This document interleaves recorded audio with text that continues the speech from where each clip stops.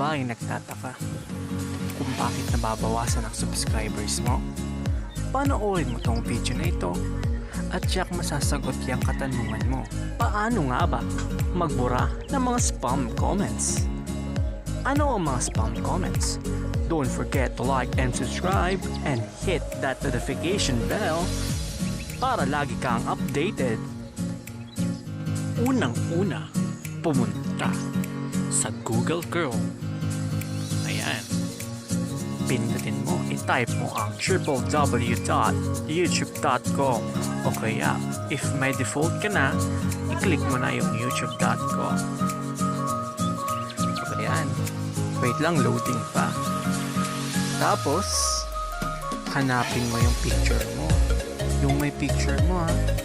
Tapos, i-click mo. Click mo yung picture mo. Yun, yung may picture mo, may logo mo. Yan. Tapos, i-click mo yung Creator Studio. Pagkatapos, yun, wait lang, loading pa.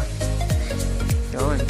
Hanapin mo yung comments dito sa left side mo. Yun. Sa pinaka pangatlo ata. Pangatlo ba yun? Oo, pangatlo sa baba. Third. Ayun.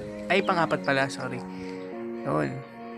Tapos yan na mag-a-appear na sa inyo kung ano yung mga yung mga channel comments. Tapos hanapin mo yung likely spam. Yun. Tapos i-remove mo lang. Huwag mong i-re-report. Kawawa naman yung YouTuber na kailangan nating i-support ang kapwa nating small YouTuber. Huwag natin silang i-report. Yun, i-click mo na, i-remove mo na. Yun. Bakit nga ba natin kailangan i-remove yung mga spam comments? Dahil dito nababawasan ang ating subscribers. Kapag na-detect ng artificial intelligence ng YouTube na may spam comments tayo, tsak, bababawasan yung subscribers natin.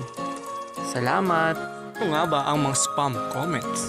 Ang mga spam comments ay ang mga comments na lumalabag sa rules or policies ng YouTube.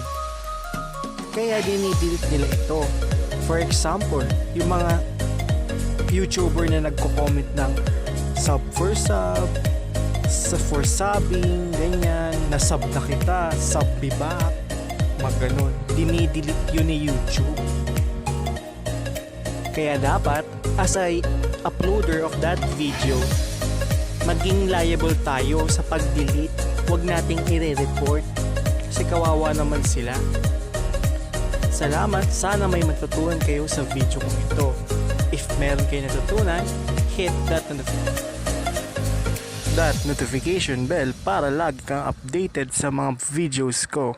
I-like na rin, mag-comment, at mag-subscribe. Salamat po.